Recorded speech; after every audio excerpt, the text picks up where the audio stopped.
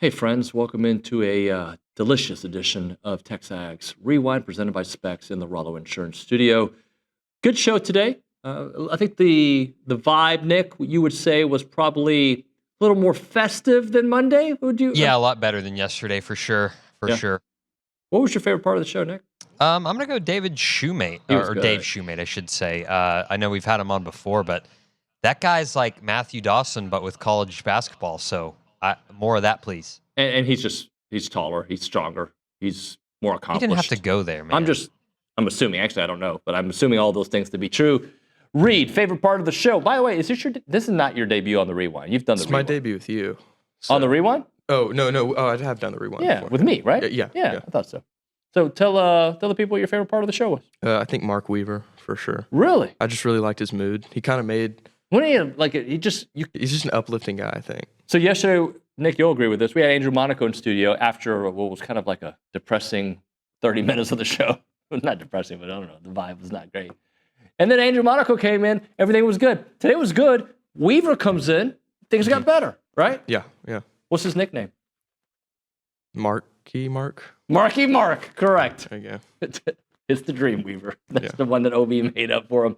Yeah, we had all that. What else did we have on the Rewind, Nick? Tell the people.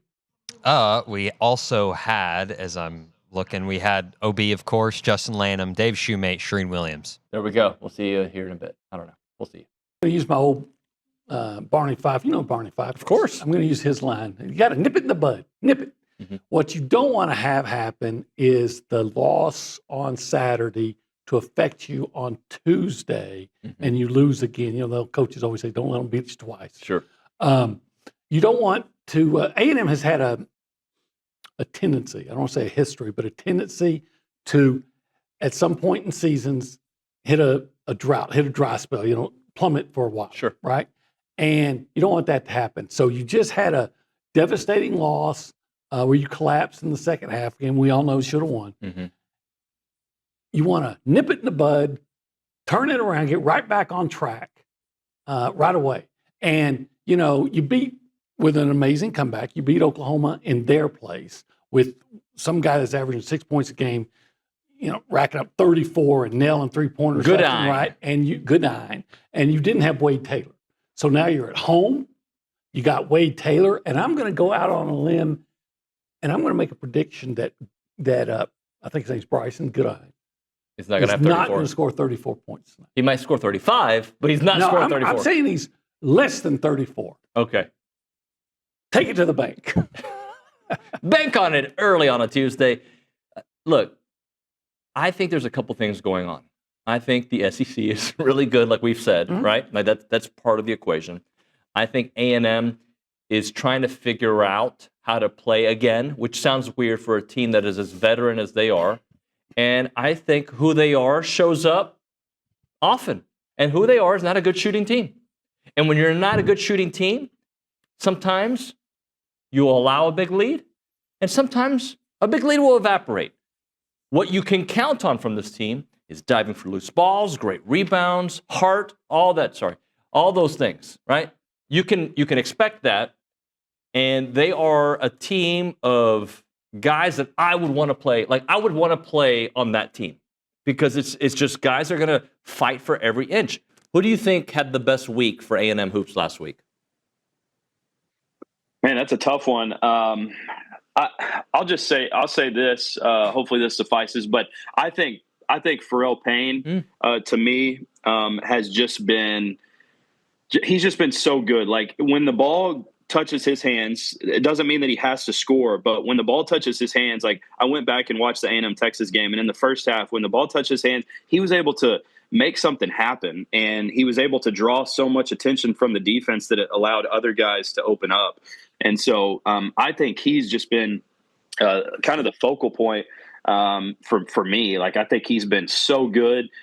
He's able to finish above the rim. He's able to back guys down and score off of, moves inside. So to me, like I said, he's definitely been kind of the highlight of this A&M basketball team. I think that's a great answer, by the way. That's not who I had. I had Manny Obaseki. And my reasons behind it was he played an incredible two halves of basketball, right? The second half against Ole Miss, the first half against Texas. He hit the game winner against Ole Miss. And then for some reason, he didn't play much in the second half against Texas. So did you read into that? I mean, do you kind of see where I'm going with, at least mindset-wise, when it comes to Manny? Yeah, I mean, it was definitely something that you look at of like, hey, why did he not get as many minutes in the second half? And I know Buzz, didn't answer that question in the post-game conference there, but it's definitely something to look at. Once I did go back and watch the A&M Texas game again, I did notice that I felt like in the second half he was really pressing to try to get the ball. The ball was kind of sticking in his hands a little bit more in the second half. And so I don't know if Buzz saw that and, didn't like it, or if that's why he didn't get the minutes. I don't know. Obviously, we won't know. Buzz would have to tell us that. But I did feel like he was pressing a little bit, and maybe that was why he didn't get as much clock in the second half. What has Oklahoma done recently that has helped kind of turn their season back around after such a great start, struggled in SEC play, obviously a tough schedule, a little bit easier recently? Are you buying what you're seeing from Oklahoma? I don't know. It's interesting, David. Like they were undefeated rolling into conference play, 13-0, and kind of got hit in the mouth immediately in Tuscaloosa. Then A&M had the big comeback without Wade Taylor. I thought two things can be true at once. A lot of people predicted them, myself included, to finish in the bottom 4 of the league. They are much improved, and they still could finish there. I mean, right now, some people probably argue they could, or they will. I think two things can be true at once. They can be much improved, and I like Porter Moser as a coach, but how improved are they compared to the rest of the league? And I think Oklahoma fans will get bothered at times where they're ranked in a power ranking. It's like, we're undefeated, especially as we're going in. It's like, I hear you, but like this isn't your traditional Arizona team. Michigan's probably your best win. I think where they've improved, though, I think some of their scores have gotten more comfort. Like Jeremiah Fears is a freshman. I think it was a little too big for him when he rolled into Coliseum to open up SEC play, facing a top 5 team on the road. Again, I think Alabama held him to 1 point in the first half, and then he ended up getting like his 15, 16 points. I think they just kind of settled in. I think Jalen Boers kind of developed into something what they want him to be here in conference play. Jeremiah Fears. Again, it's not a great front court. They don't really have any rim protectors. I mean, I would think A&M probably owns the boards tonight. I mean, it's Sam Godwin, I believe, and they got Muhammad Wagee, who comes off the bench at times, who transferred from Alabama, who was just a role guy for them last year. Front court's their big weakness. I like their guards. I think they've just gotten a little better. Again, nothing to write home about really conference win for them outside. I mean, you beat South Carolina and Arkansas, who arguably are the 15th and 16th worst team, or the bottom 2 teams in this league. So, I mean, tonight would be the first one where I would kind of be on like, oh, shoot, they did turn this around. And again, you watch them. They have gotten better since the beginning of conference play. And I think it's just their scores have gotten more comfortable, and it's not as deer in headlights. And I think their non-conference slate, David, they have names. Providence, Arizona. Louisville games age better now. Georgia Tech, Oklahoma State. At the end of the day, a lot of those teams, it was kind of named. Providence is not a great Big East team this year. Arizona's just meh. Louisville solid. It turned into a better one. I just think the non-con wasn't as great as it made out to be, taking nothing from them. Just think two things can be true at once. They're improved from last year, certainly. Still a team that has some major holes, especially in that front court at the rim. Well, sure, I'm getting a repeat of the Super Bowl from a couple years ago, Jalen Hurts versus Patrick Mahomes. Hurts had such that amazing season, played really well in that Super Bowl, did have a huge blunder in it. So just talk about the rematch and the Eagles' chances in this one against the Chiefs.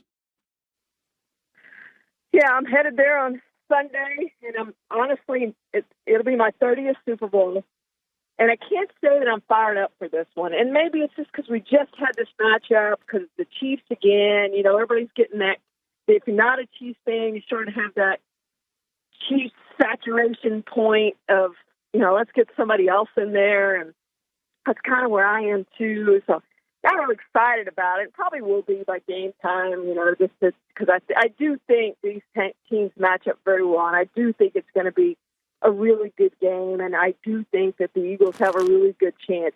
Their defense is way better than it was the last time these two teams played in the Super Bowl. Way better. And I think that's going to help them. They've got to be able to force some turnovers. The Bills did that once, and they took advantage of Mahomes' fumble with a touchdown drive, but they needed to do it a little bit more than that. And I think that's going to be key for the Eagles is to make some stops of Mahomes, but also to get some short fields, get some turnovers. But that defense, that Eagles defense is really, really, now the Chiefs defense is really good too. Probably the best defense that the Eagles have played this season. So they're going to have a tough road too. So I just expect this to be a really great game that's going to come down to the end. Whether I'm excited for the build-up or not, I think in the end, on game day, it's going to be a really good game. Go ahead and like and subscribe on the YouTube. Follow us on Twitter. Go ahead and download the TexAgs app and make sure to text in to our Text line? text line. Only during the show. During the show. Because if yeah. right now you were to bombard Louis Bellina or Chip Howard with text messages, They wouldn't be happy. and then you said, ha! Or something, what can they accidentally bombard them with? I really like it when they like praise y'all. I think that's kind of funny. Like they just On another show? yeah. Oh, I like that too, but don't do it. See you next time.